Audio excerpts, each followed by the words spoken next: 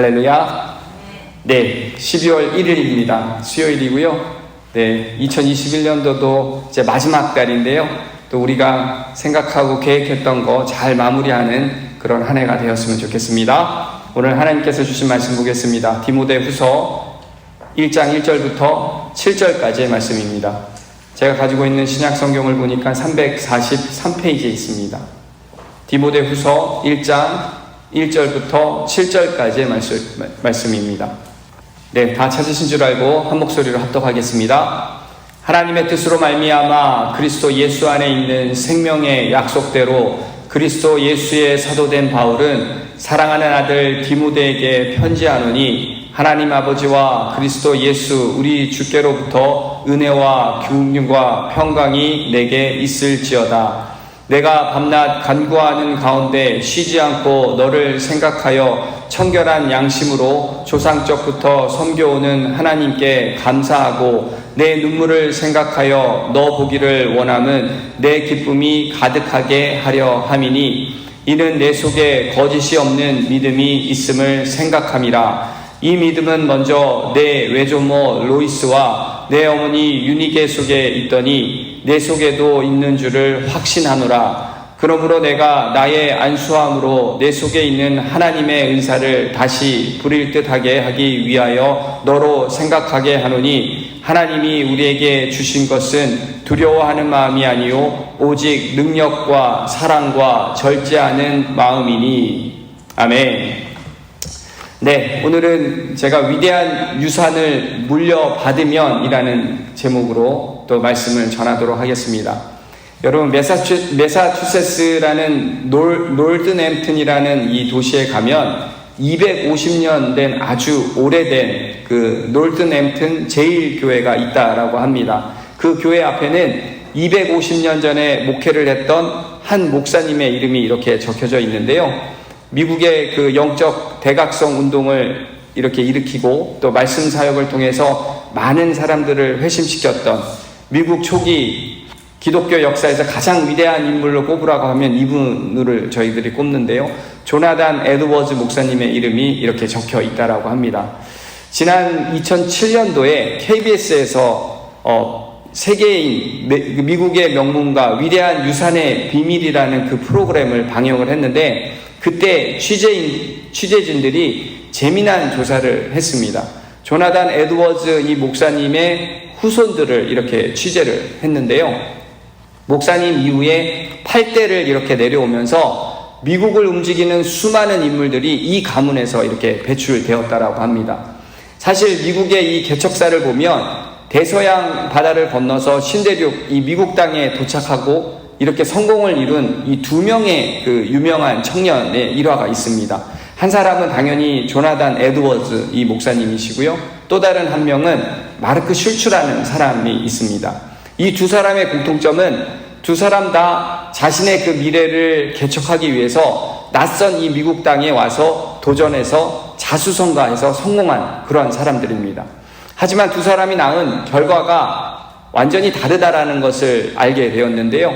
이 마르크 슐츠라는 이 사람이 청년 때 내가 이 새로운 땅에서 큰 돈을 벌어 부자가 되고 내 자손들에게는 가난이라는 것을 모르고 살도록 자신이 많은 돈을 벌어야겠다라는 그러한 다짐으로 뉴욕에 가서 이 술집을 열었습니다. 그리고 평생 자신의 삶을 바쳐서 열심히 일을 했습니다. 결국엔 그의 소원대로 엄청난 돈을 벌어서 갑부가 되었고요. 정말 미국에서 손꼽을 정도로 굉장한 부자가 되었다라고 합니다. 반면에 그 당시 조나단 에드워즈는 신앙의 자유를 찾아서 이 미국 땅에 왔으니까 자신은 신앙의 진리를 찾으며 한평생을 그렇게 살겠다라고 그렇게 다짐하고는 신학교에 들어가서 이후에 목사가 되었습니다. 그리고 세월이 지났고요. 뉴욕시에 있는 그 교육위원회가 이 두 사람의 자손들을 추적을 해서 조사를 했는데 결과가 굉장히 놀라운 결과가 이렇게 나왔습니다. 많은 재산을 자손에게 남겨주었던 이 마르크 슐츠는 5대를 내려가면서 1062명이라는 그 자손의 숫자를 파악이 되었는데 그런데 이 자손들이 어떠한 직업을 갖고 어떠한 삶을 살았는지를 보니까 교도소에서 5년 이상 형을 살았던 자손이 96명, 그리고 정신 이상자, 그리고 알코올 중독자로 치료받는 기록이 있는 사람들이 58명 정도 되었다고 합니다. 그리고 재산을 탕진하고 술집을 배회하면서 또 몸까지 파는 그러한 사람들이 65명, 그리고 학력이 전무해서 자신의 이름을 잘 쓸 줄 모르는 그런 문명인이 460명이나 되었다고 합니다. 반면에 신앙을 찾아서 이 미국 땅에 왔던 조나단 에드워즈의 그 자손들을 보니까 1394명이라는 자손이 파악이 되었는데, 자손들 중에는 116명이 목사가 되었고, 장로와 집사로 그렇게 섬기는 사람들이 286명, 그리고 부통령이 1명이 나왔고, 주지사가 3명이고, 장차관이 82명, 그리고 인구 600만 이상이 되는 도시의 시장이 3명, 그리고 예일대 총장을 지냈던 사람을 포함해서 대학 총장이 13명, 교수가 65명, 변호사가 149명, 판검사가 48명, 의사가 68명, 쭉 이렇게 나열을 해보니까 여러 가지 사회의 전반적인 분야에 많은 사람들이 그렇게 배출이 되었다라고 합니다. 소위 말해서 조나단 에드워즈 가문이라고 하면 이 동부 지역에서는 미국에서 이렇게 내노라 하는 그러한 명문 가문으로 그렇게 정평이 나와 있다라고 합니다. 그래서 이 방송 기자가 그렇다면 무엇이 이 가문을 위대한 가문으로 이렇게 만들었을까 하는 그런 궁금증을 가지고 그 이유를 찾기 위해서 그 놀슨 엠튼이라는 도시에 있는 가장 그 교회에 있는 목사님을 찾아서 인터뷰를 하는 장면이 그 방송에 나옵니다. 이 첫 번째 그 목사님이 말하는 것은 신앙의 유산이라고 그렇게 인터뷰를 했는데요. 에드워즈 목사님의 경우에는 11명의 자녀를 두었습니다. 이 자녀들에게 성경을 제대로 읽게 하기 위해서 이 꼬마 아이들부터, 그러니까 10대 초반에서부터 이 아이들에게 히브리어와 헬라어 그리고 라틴어를 완벽하게 구사할 수 있도록 어릴 적부터 그렇게 훈련을 시켰다라고 합니다. 그리고 자녀들에게 매일매일 기도하는 훈련을 시켰고요. 그리고 저녁 식사 이후에는 가족들과 반드시 1시간 동안 대화를 해야 하고, 그 대화 속에서는 청교도 정신을 강조하면서 경건한 삶을 살도록 자녀들에게 그렇게 가르쳤다라고 합니다. 특히 예일대학교에서는 조나단 연구센터가 그렇게 세워졌습니다. 이 가문에서 총장도 나오고 교수도 나오고 수십 명의 이 자손들이 예일대를 졸업을 하니까 대학에서 이 조나단 이름을 따서 연구센터를 세우고 이 가문에 대해서 연구를 했다라는 것이죠. 연구 결과를 이렇게 발표한 것을 보니까 이 에드워즈 목사님의 가문이 위대한 명문 가문이 된 것은 바로 신앙의 기초로 한 사랑이었다라고 그렇게 연구 결과를 발표를 했습니다. 여러분, 바로 믿음으로 인한 가족의 사랑이 이 위대한 가문을 만들어냈다라는 것이죠. 물론 이 부모가 자식에게 거액의 재산을 우리가 유산으로 남겨주는 것을 뭐라고 말할 수 없고, 그리고 흠이거나 잘못된 것이라고는 우리가 말할 수 없습니다. 하지만 문제는 그 유산을 제대로 관리할 수 있는 능력이 있는지, 그 유산을 이웃과 사회와 그리고 나라를 위해서 사용하고 복된 유산이 되게 할 것인지를 고민을 하고 물려줘야 한다는 것입니다. 사실 빌 게이츠도 이런 말을 했더라고요. 자식들에게 $10,000,000만 유산으로 내려주겠다, 이렇게 얘기를 했습니다. 이 $10,000,000라고 하면은 굉장히 큰 돈이잖아요.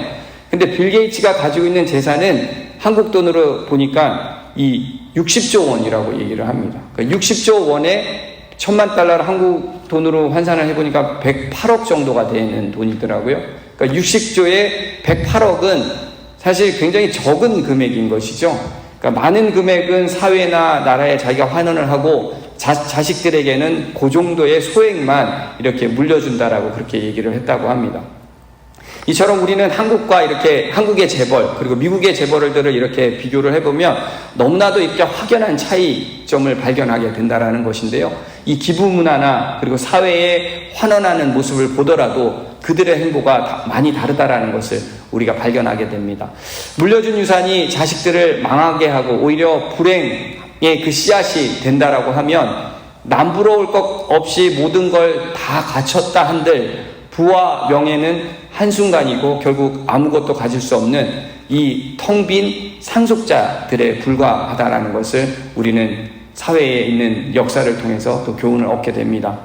그렇다면 저와 여러분들이 우리 자녀와 자손들에게 무엇을 물려줘야 할까? 그리고 우리 자녀와 자손들에게 위대한 유산은 과연 무엇일까? 우리가 이러한 고민을 하면서 우리가 생각을 해봐야 된다는 것인데요.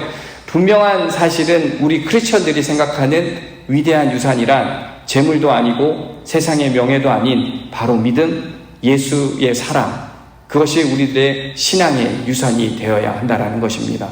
그렇다면 여러분, 우리 자녀, 다음 세대들이 그 위대한 유산을 물려받으려면 그러면 어떻게 해야 할까? 또 우리 부모 세대는 우리 자녀들이 그 위대한 유산을 가질 수 있게 어떻게 도와줘야 할까?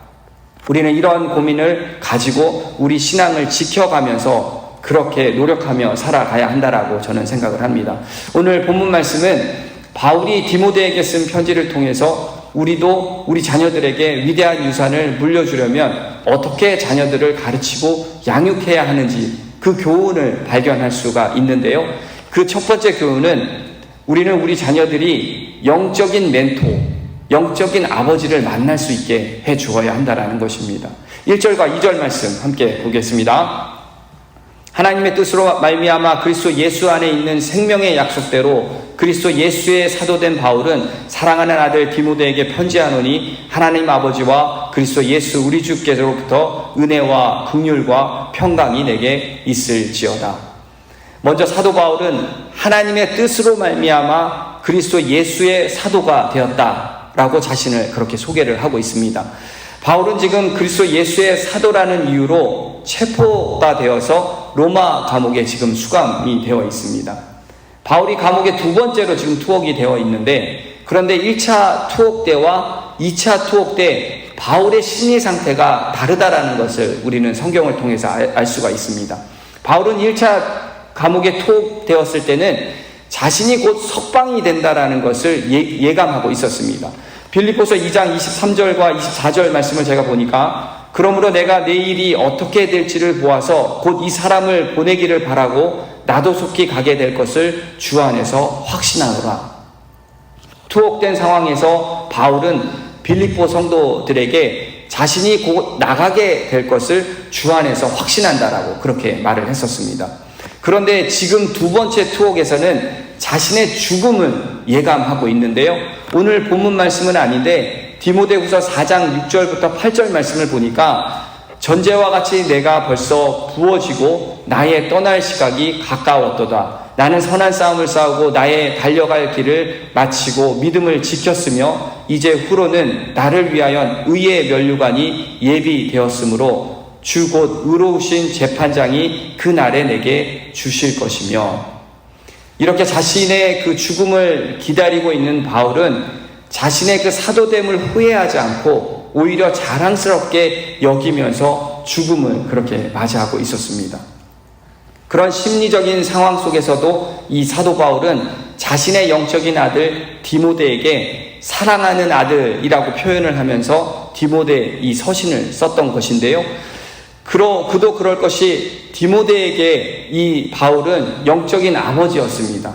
또 바울에게는 디모데가 영적인 아들, 그 영적인 열매였다라는 것이죠. 육체의 그 아버지를 통해서 육적인 생명을 부여받았듯이 디모데는 바울을 통해서 새로운 생명, 그리스도 예수 안에 있는 생명을 소유하게 되었습니다. 사도 바울은 디모데를 그렇게 애틋하게 여겼고 쉬지 않고 밤낮으로 그를 생각하며 기도했다라고 그렇게 말을 하는데요. 3절 말씀을 보시면 내가 밤낮 간구하는 가운데 쉬지 않고 너를 생각하여 청결한 양심으로 조상적부터 섬겨오는 하나님께 감사하고, 바울은 자신의 조상들, 즉 아브라함과 이삭과 야곱을 비롯해 믿음의 그 선조들이 그랬던 것처럼 자신도 청결한 양심으로 하나님을 섬겨왔고 자신의 신앙, 바로 이 청결한 양심으로 하나님을 섬겼다라는 것을 자신이 그렇게 강조하고 있다라는 것입니다. 그리고는 사도적 소명을 부여한 그 하나님께 감사하다라는 말을 그렇게 고백을 하고 있죠. 여러분, 제가 이 3절 말씀을 묵상을 하면서 곰곰이 이렇게 묵상을 하다 보니까 이게 정말 가능할까? 라는 생각이 들었습니다. 지금 감옥에 갇혀서 죽음을 기다리는 그 암울한 상태에서 감사가 나올 수 있을까? 여러분, 일반적인 상식으로 생각을 해보면 죽음의 그 두려움과 공포가 이렇게 밀려오고 있습니다. 사람들은 어떻게 하면 자신이 죽지 않을까? 어떻게 하면 살아서 이 감옥에서 나갈 수 있을까? 이런 고민을 해야 하는데, 어쩌면 자신이 죄가 없다라고 그렇게 변론을 한다든지, 아니면 자신이 이렇게 처한 상황에 대해서 불평과 원망 섞인 그러한 목소리를 낸다든지 이런 행동이 나와야 하는데, 바울을 보면 바울은 자신을 변론하는 것이 아니라 오히려 자신의 그 영적인 아들에 대해서 깊이 생각하고 기도하면서 하나님께 감사함으로 그렇게 고백을 한다라는 것이죠. 그러면서 디모데 보기를 간절히 원한다라고 그렇게 4절에 말씀하고 있는데요. 내 눈물을 생각하여 너 보기를 원함은 내 기쁨이 가득하게 하려 함이니, 디모데를 만나는 것이 바울에게는 충만한 기쁨이 된다라고 그렇게 말을 합니다. 충만한 기쁨이 되는 이유는 디모데의 눈물 때문이라고 그렇게 성경은 기록되어 있는데, 이 디모데의 눈물은 바로 믿음 안에서 얻은 영적인 아버지 바울에 대한 그리움의 눈물이었던 것을 사도 바울은 기억을 하고 있었다라는 것이죠. 사실 사도 바울은 눈물이라는 이 단어를 자주 사용하지 않았습니다.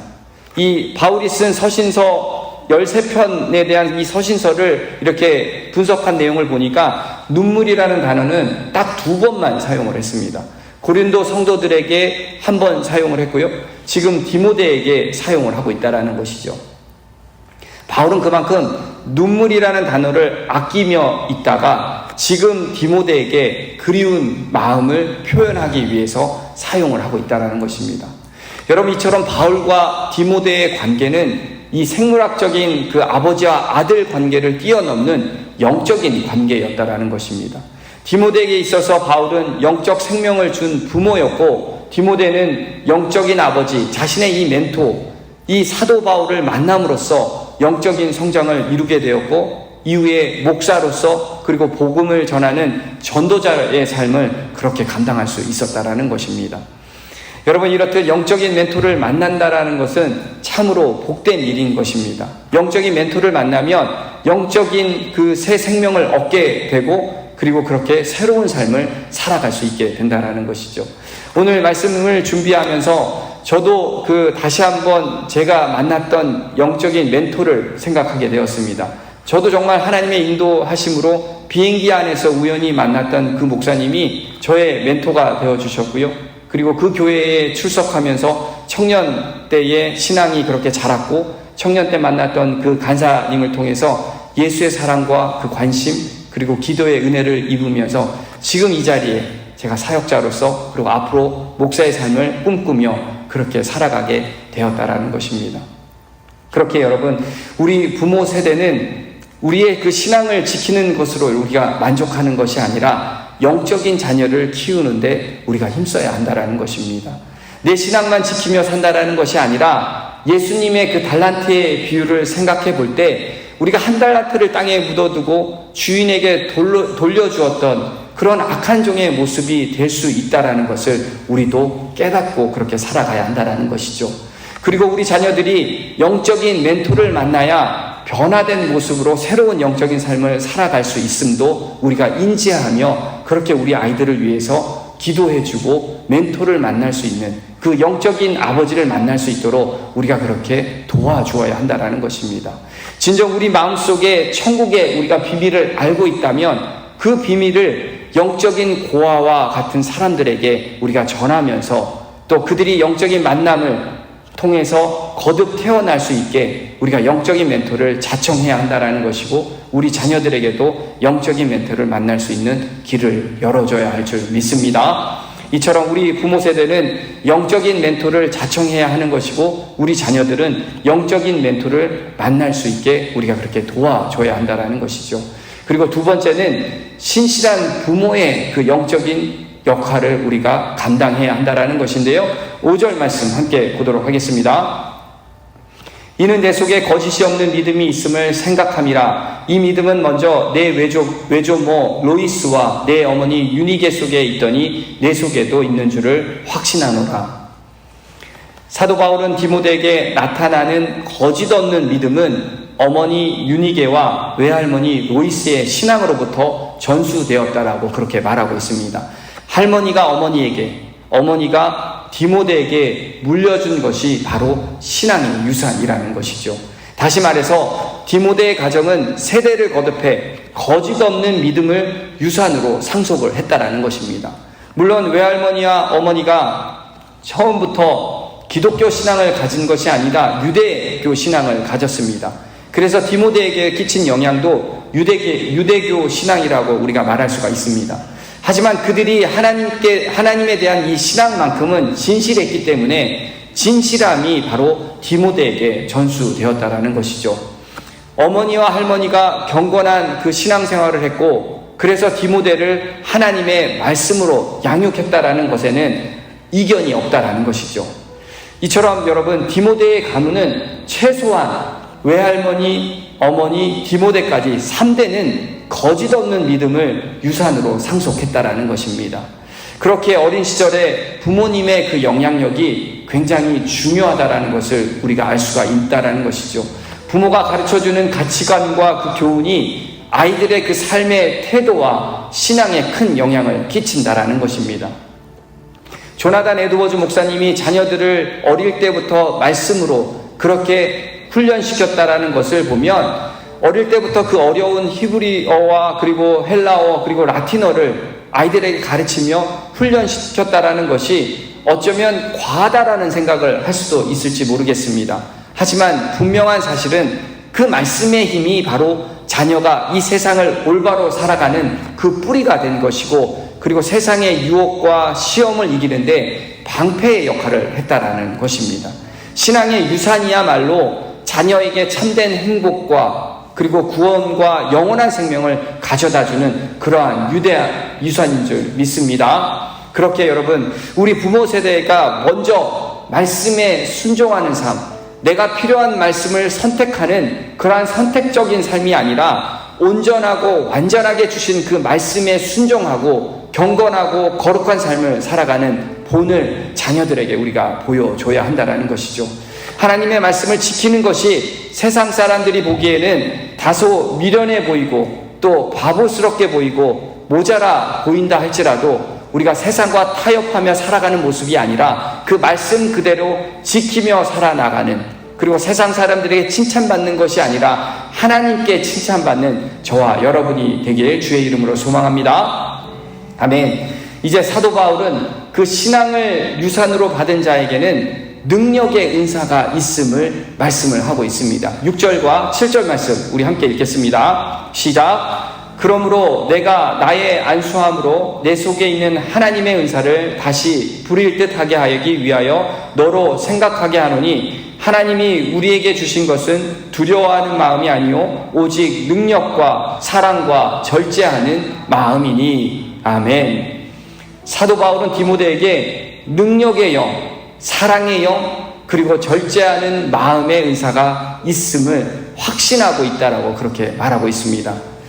그렇게 성도 여러분, 믿음의 신앙을 유산으로 받은 자에게는 하나님의 크신 능력과 권능이 임한 줄 믿습니다. 그리고 하나님의 영원한 사랑이 차고 넘치는 줄 믿습니다. 그리고 또한 바른 삶을 살고자 하는 절제와 조심하는 그 마음을 갖는 그 은사까지도 임하는 줄 믿습니다. 여러분, 우리 자녀들과 자손들이 번영하기를 원하십니까?